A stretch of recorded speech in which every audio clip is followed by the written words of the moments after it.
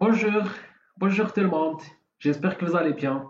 Notre objectif pour cette 32e épisode est de focaliser sur un modèle gestion de stock pour pouvoir préparer l'état réception produit, le suivi, la gestion fournisseur, l'état sortie produit, la gestion et suivi client pour finalement atteindre l'état de stock sous forme d'inventaire. Vous disposez de tout un fichier qui contient l'ensemble des informations dont vous aurez besoin pour préparer le modèle de gestion de stock.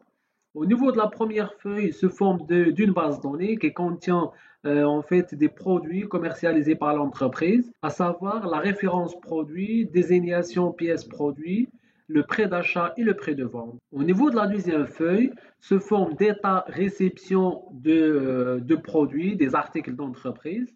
Au niveau de la troisième feuille, se forme d'état sortie produit. Et puis la gestion état fournisseur, la gestion état client pour finalement atteindre l'état d'inventaire. On vous demande de compléter l'ensemble des états de fichiers Excel. La première des choses qu'on vous demande à faire, c'est de renommer des zones dont vous aurez besoin pour compléter la préparation de modèles de gestion de stock. Commençons par la première zone qui contient les références, sachant que l'objectif par la suite, c'est de pouvoir sélectionner la référence au fur et à mesure de besoin. Donc, il suffit de sélectionner la zone jaune et puis le renommer à l'aide de zone non, le renommer par référence. La même chose pour la zone tableau qui contient l'ensemble des produits de l'entreprise et l'ensemble des informations sur le produit, à savoir la référence, la pièce, le prix d'achat et le prix de vente. On le renomme par produit. Au niveau de la feuille sortée et puis entrée, il n'y a rien à renommer. Par contre, au niveau de fournisseur, on vous demande de renommer les fournisseurs par fournisseur.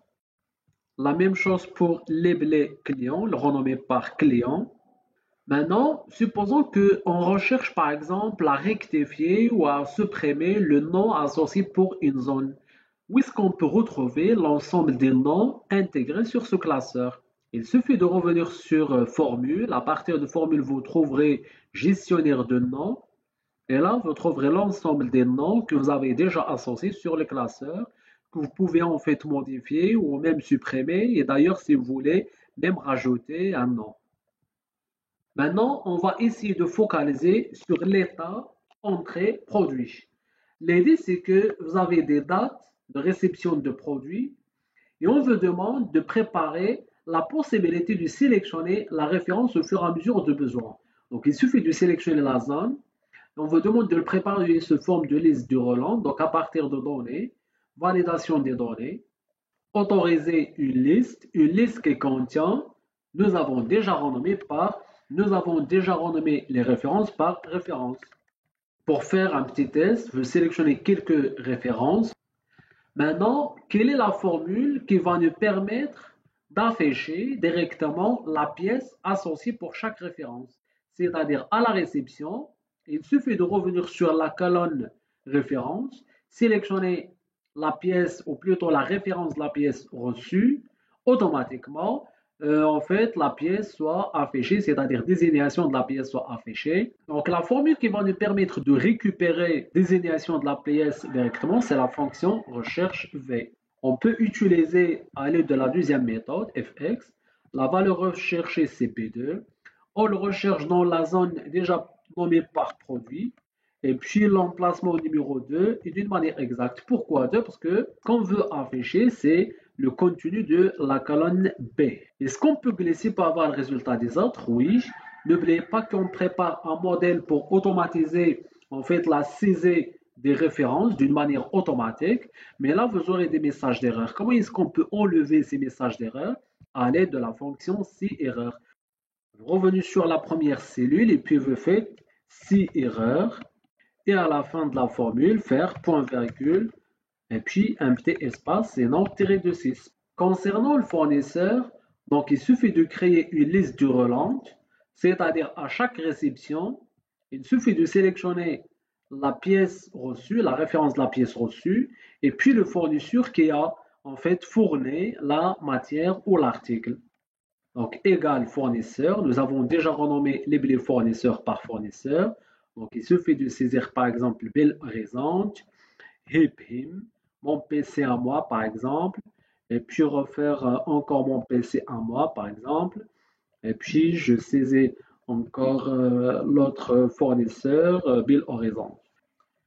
Nous avons des quantités aléatoires pour le moment. Concernant le prêt unitaire hors taxe, donc là, c'est le prêt d'achat. Donc, on va utiliser la fonction recherche V par rapport à la référence sur une zone déjà nommée par produit, l'emplacement numéro 3, et puis d'une manière exacte. Si on glisse, donc ça va être la même chose au niveau du message d'erreur. Donc, il faut prévoir toujours la réintégration de la fonction si erreur. Concernant le montant hors taxe, ça va être la quantité fois le prêt unitaire hors taxe. Si on glisse, nous aurons toujours le même message d'erreur. Donc, il faut prévoir toujours si erreur.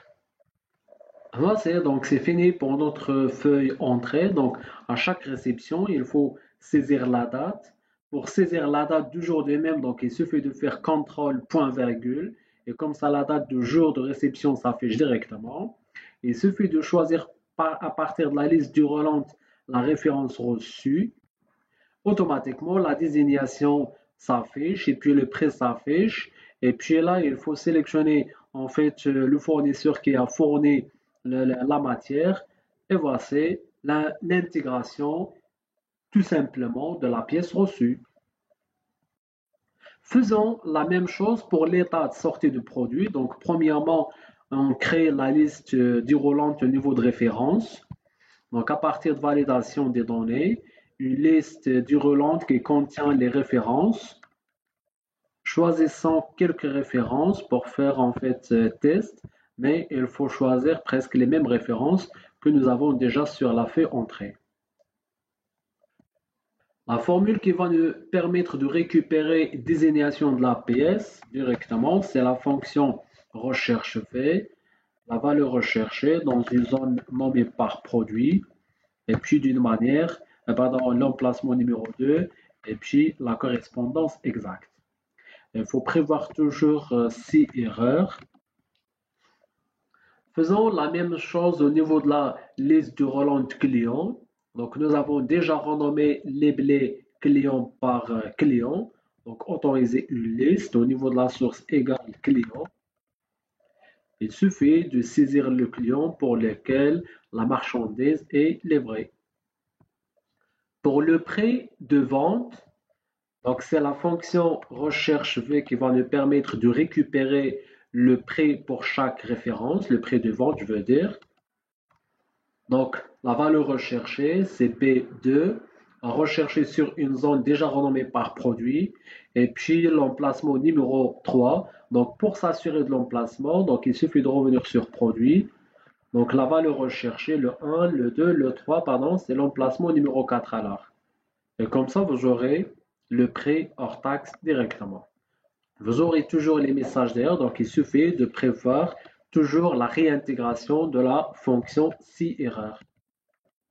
Et comme ça, on reglisse pour en fait transformer les messages d'erreur en messages lisibles. Concernant la TVA, supposons que le taux de TVA est de 20%, donc c'est la quantité fois le prix hors taxe fois les 20% de TVA. Il faut toujours prévoir le message d'erreur. Donc voici la formule qui va nous permettre de transformer le message d'erreur en message lisible. Pour le TTC, total taxe comprise, donc ça va être la quantité fois le prix unitaire plus la TVA.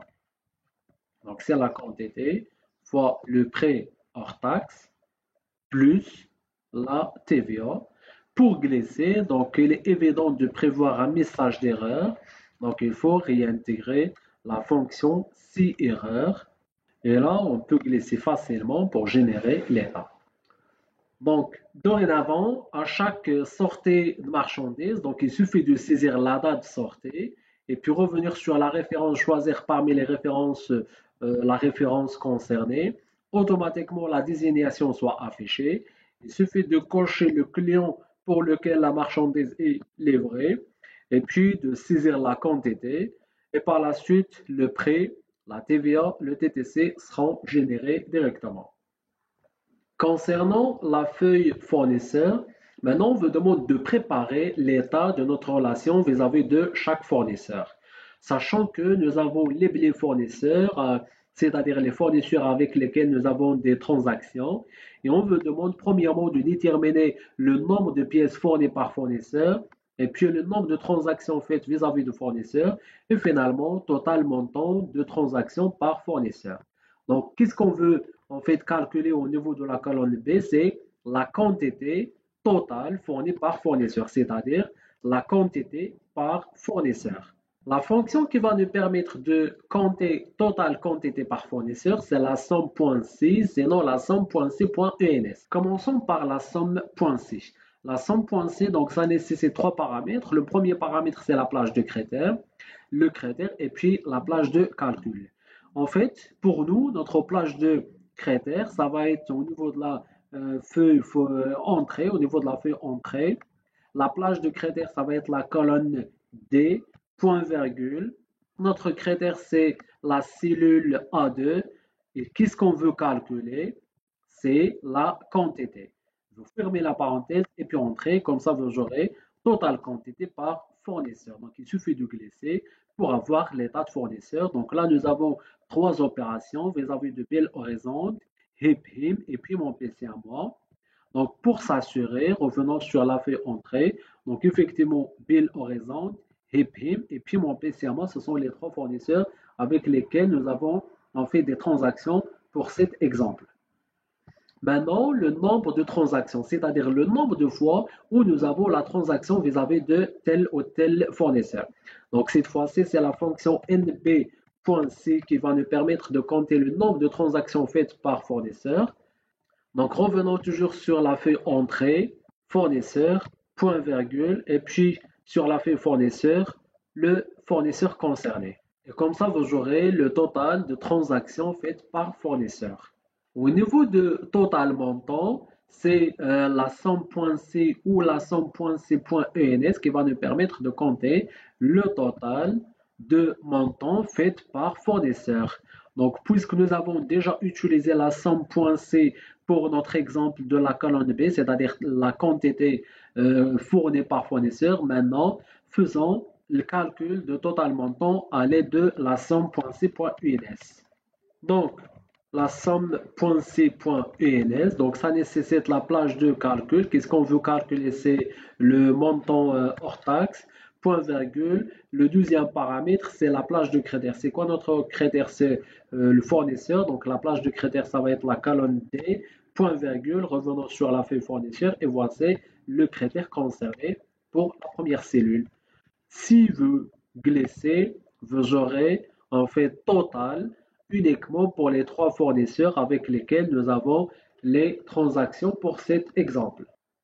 Faisons la même chose et la même analyse par client. Nous avons liste client avec les principaux clients et on vous demande de compter, de calculer le nombre de pièces sorties, c'est-à-dire total quantité livrée pour chaque client et par la suite le chiffre d'affaires TTC réalisé vis-à-vis de chaque client. Donc pour trouver le nombre de pièces sorties, donc on va utiliser d'ailleurs à partir de la feuille sortie, qu'est-ce qu'on veut calculer? C'est la quantité par client. Donc vous aurez besoin de la colonne D et la colonne E. On va ici d'utiliser pour la colonne B la somme.c.ens et puis au niveau de la colonne C, on va ici d'utiliser la somme.c. Donc faisons en fait la formule somme.c.ens. La plage de calcul, qu'est-ce qu'on veut calculer? C'est la quantité, donc la colonne E. Par rapport à quel critère? Par rapport à client, donc la colonne D, point virgule. Le critère concerné, c'est le contenu de la cellule A2. Et on voit c'est total quantité livrée pour chaque fournisseur, plutôt pour chaque client. Au niveau de total chiffre d'affaires, donc faisons à l'aide de la somme.c, donc la plage de critères. Le critère, c'est le client. Point virgule, pour le moment, le premier critère, c'est le contenu de A2. Point virgule, qu'est-ce qu'on veut calculer? C'est en fait le TTC. Concernant notre feuille inventaire, on souhaite préparer l'état de stock final. Donc, nous avons fait cette fois-ci les pièces et on vous demande de récupérer en fait la référence pour chaque pièce. Et puis, nous avons déjà un stock initial. Quelle est en fait totale quantité entrée par référence ou plutôt par pièce? Et la même chose, totale quantité livrée et sortie par pièce pour en fait arriver sur le stock actuel. Quelle est la formule et quelle est la fonction qui va nous permettre de déterminer la référence pour chaque pièce? Si vous me dites la fonction recherche V, malheureusement, on ne peut pas en fait utiliser la fonction recherche V. Pourquoi? Parce que la valeur à afficher, c'est la référence, en fait, existe derrière la valeur recherchée, à savoir la pièce. Donc là, nous avons la pièce et puis on veut afficher la référence pour chaque pièce. On ne peut pas utiliser en fait aller de la recherche V. Pourquoi? Parce que nous avons la référence derrière la pièce. Dans ce cas-là, on peut utiliser la combinaison entre l'index et l'équive. Donc, si on fait à l'aide de l'index nécessite trois paramètres. Le premier paramètre, c'est la plage et puis la zone où est-ce qu'on veut afficher les valeurs. Donc, sélectionnons ensemble en fait la zone toute entière. Le nombre de lignes, donc ça peut être la ligne 2, la ligne 5, la ligne 17 et ainsi de suite. Donc, au fur et à mesure de la pièce concernée. Donc, nous n'avons pas d'idée pour le moment concernant le numéro de ligne. Et puis, qu'est-ce qu'on veut afficher? C'est la référence. Donc, c'est l'emplacement numéro, la colonne numéro 1. Donc, voici pratiquement notre formule d'index. Mais le problème, c'est qu'on n'a pas encore terminé notre formule d'index. Pourquoi? Parce qu'il nous faut un paramètre, à savoir le numéro de ligne. Pour en fait trouver le numéro de ligne, on peut utiliser la fonction equiv qui va nous trouver l'emplacement de chaque pièce. Donc la pièce recherchée pour le moment, c'est le A2. Où est-ce qu'on recherche le A2? On le recherche dans cette zone, purement cette zone. Pourquoi? Parce que c'est là où Excel peut trouver les pièces et l'emplacement de chaque pièce et d'une manière exacte. Donc voici notre formule finale pour trouver la référence pour chaque pièce. Et ce qu'on peut glisser pour avoir le résultat des autres, donc il suffit de figer B2 et puis B10. Pourquoi? Parce que il faut toujours exercer une recherche sur cette zone fixe. Donc là, on peut glisser pour avoir le résultat des autres références. Et comme ça, vous aurez la référence associée pour chaque pièce. Maintenant, au niveau de entrée de marchandises, entrée d'articles, si on revient sur la feuille entrée, quelle est totale quantité entrée par pièce ou par référence. Donc, on peut utiliser en fait par rapport à la pièce ou par rapport à la référence. La formule qui va nous permettre de trouver totale quantité reçue par pièce, c'est la somme.ci ou la somme.ci.uns.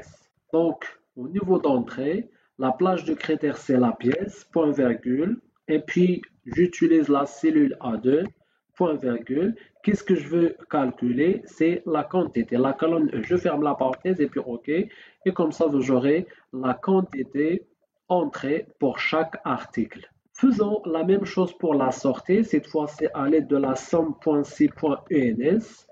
Donc, qu'est-ce qu'on veut calculer? C'est la quantité sortie. Donc, la colonne concernée, c'est la quantité. Donc, la colonne E, point virgule, par rapport à quoi? Par rapport à la pièce, point virgule. La première référence, c'est A2. Finalement, quel est le stock actuel? Donc, le stock actuel, ça va être le stock initial plus l'entrée marchandise moins la sortie. Voilà, donc on glisse pour avoir l'état de notre stock. C'est bon, c'est fini. Donc voici en fait la liaison entre l'ensemble des feuilles, à savoir donc chaque feuille reliera vis-à-vis de l'autre. Donc il suffit de rajouter des produits si on a des nouveaux produits et des nouvelles références sur la base de données. Et puis à chaque réception, il suffit de en fait notifier puis de rajouter les articles sur la feuille entrée. À chaque livraison, il suffit de rajouter une ligne de livraison pour en fait atteindre sur l'état fournisseur la liaison vis-à-vis de la feuille entrée, vis-à-vis des fournisseurs. La même chose état client, donc à chaque livraison, l'information s'affiche sur en fait la feuille client pour finalement atteindre l'état de notre inventaire, l'état de notre stock.